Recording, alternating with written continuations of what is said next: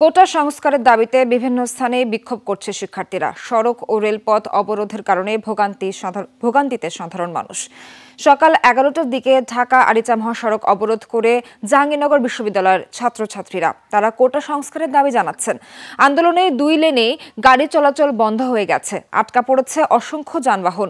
ফলে ভোগান্তিতে পড়ে এ পথের যাত্রীরা। বৈষম্য বিরোধী ছাত্র আন্দোলনের ব্যানারে আন্দোলনরত শিক্ষার্থীরা মহাসড়ক অবরোধ করে। এ সময় আন্দোলনরত শিক্ষার্থীরা কোটা বাতিলের 2018 সালের পরিপত্র বহাল ও সরকারি চাকরিতে মেধা ভিত্তিক নিয়োগের দাবি জানান।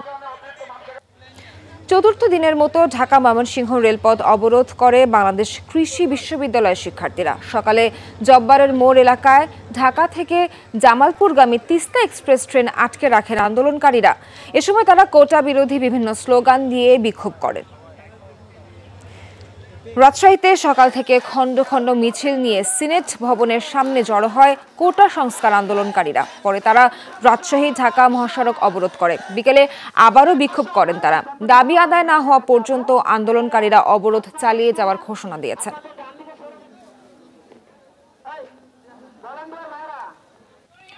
কোটা প্রথা সংস্কারের দাবিতে ঢাকা চট্টগ্রাম মহাসড়ক অবরোধ করে বিক্ষোভ করেছে বাংলা ব্লকেডের ব্যানারে কুমিল্লা বিশ্ববিদ্যালয়ের শিক্ষার্থীরা। সকাল 11টায় মহাসড়কের কোটবাড়ি বিশ্ব রোড এলাকায় অবস্থান নেন তারা। বিকেল 3টা পর্যন্ত চলে কর্মসূচি। বিক্ষোভ হয়েছে রংপুরে। সকালে রোকেয়া বিশ্ববিদ্যালয়ের বঙ্গবন্ধু চত্বরে অবস্থান নেয় শিক্ষার্থীরা।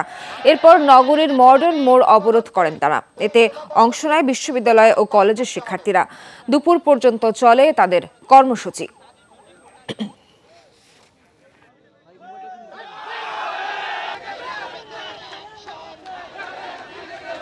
স্যান্ডেলিনা সো, রূপচর্চায় আভিজাত্য।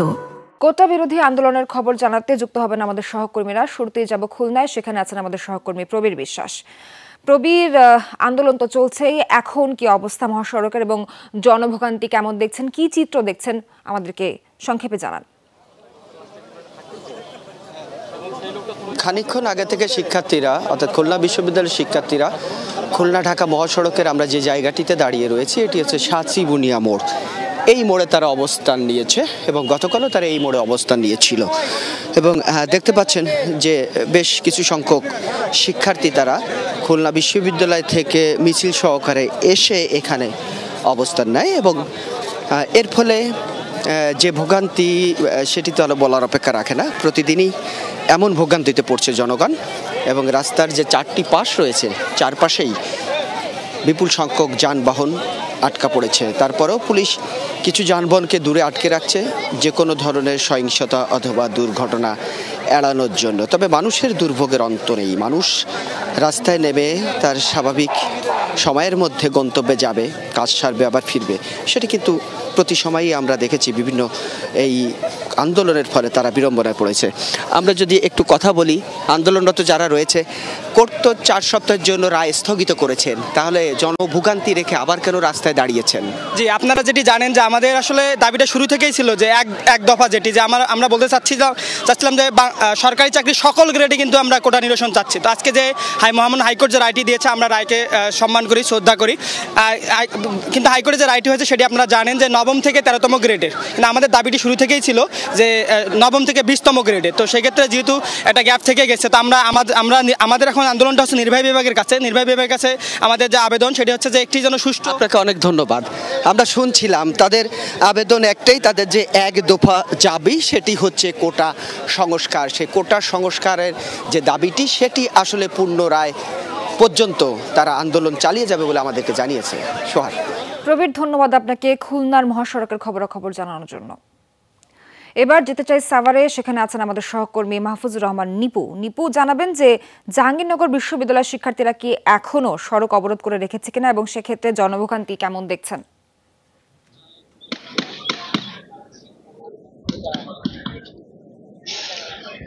জি, আসলে এখনো পর্যন্ত কিন্তু জাহাঙ্গীরনগর বিশ্ববিদ্যালয়ের আন্দোলনরত শিক্ষার্থীরা তারা কিন্তু মহাসড়কে রয়েছেন। একেবারে সকাল 10:30 থেকে এখন 5টা বাজে এই দীর্ঘ সময়ই কিন্তু আন্দোলনরত শিক্ষার্থীরা তারা এই ঢাকা-আরিচা মহাসড়কের জাহাঙ্গীরনগর বিশ্ববিদ্যালয়ের প্রধান ফটকের সামনে অবস্থান নিয়ে অবরোধ করে রেখেছেন।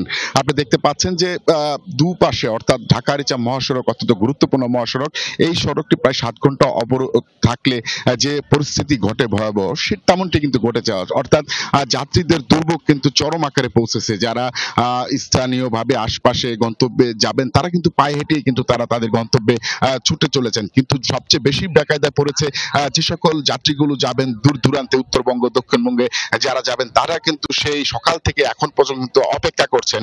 কি অনেকেই চেষ্টা করেছেন কিন্তু একটি গাড়িও কিন্তু আমরা দেখিনি যে এই সড়ক দিয়ে চলাচল করতে। তবে গুরুত্বপূর্ণ সেবা যেগুলো অ্যাম্বুলেন্স সেগুলো কিন্তু ছেড়ে দেওয়া হয়েছে আন্দোলনকারীদের থেকে।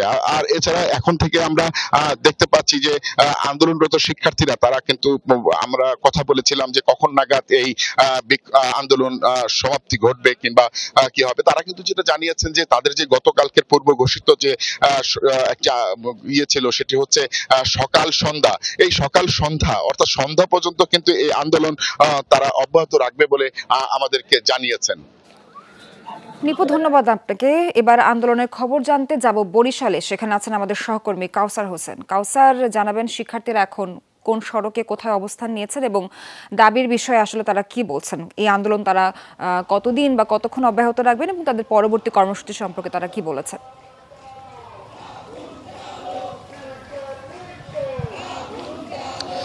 সোহার, বরিশাল বিশ্ববিদ্যালয়ের যারা শিক্ষার্থীরা রয়েছেন তারা কিন্তু বিক্ষোভ করছেন এবং বিক্ষোভ মিছিল নিয়ে যে ভোলা বরিশাল যে সড়কটি রয়েছে সেই সড়কটি পরিদর্শন করছেন। কারণ তারা বেলা 12টার দিকেই কিন্তু বরিশাল কুয়াকাটা যে সড়কটি রয়েছে সেই সড়কে অবস্থান নেয় এবং অবস্থান নিয়ে কিন্তু তারা এই যে তাদের যে কোঠা সংস্কারের যে দাবি সেই দাবিতে তারা বিক্ষোভ করে আসছেন। এবং দুপুরের পরে যখন খবর এসেছিল যে সুপ্রিম কোর্ট থেকে উচ্চ আদালতের যে রায় সেটি 1 মাসের জন্য স্থগিত করা হয়েছে, তখন আমরা তাদেরকে জানতে চেয়েছিলাম যে এখন তারা কি করবেন। কিন্তু তারা বলছেন যে সুপ্রিম কোর্টের সাথে আসলে তাদের যে রায় তাদের সাথে যে তাদের যে দাবি দেওয়ার তার কোনো সম্পৃক্ততা নাই। তারা বলছেন যে কোটা পদ্ধতি রয়েছে, যে কোটা পদ্ধতি সংস্কার করতে হবে, সর্বোচ্চ 5 থেকে 10% কোটা রেখে বাকি যে চাকরি ক্ষেত্র বা বিভিন্ন বিশ্ববিদ্যালয় বা মেডিকেলে যে ভর্তির যে আসনগুলো রয়েছে সেটি মেধার ভিত্তিতেই যাতে দেওয়া হয় সেটি কিন্তু তারা দাবি রাখছেন। এবং তারা বলছেন যে এই দাবি দেওয়া পূরণ না হওয়া পর্যন্ত তারা রাজপথে থাকবেন এবং যে সব ধরনের কর্মসূচি পালন করবেন এবং তারা ক্লাসে ফিরবেন না যতদিন পর্যন্ত তাদের দাবি পূরণ না হয়। এবং তারা বলছেন এই কোটার মাধ্যমে প্রতি বছর দেশ থেকে যে মেধাবীরা রয়েছে মেধাবীদের একটি বড় অংশ ঝরে পড়ছে শুধু এই কোটার কারণে, এবং কোটা ততক্ষণ বাতিল না হবে তারা রাজপথ ছেড়ে যাবে না।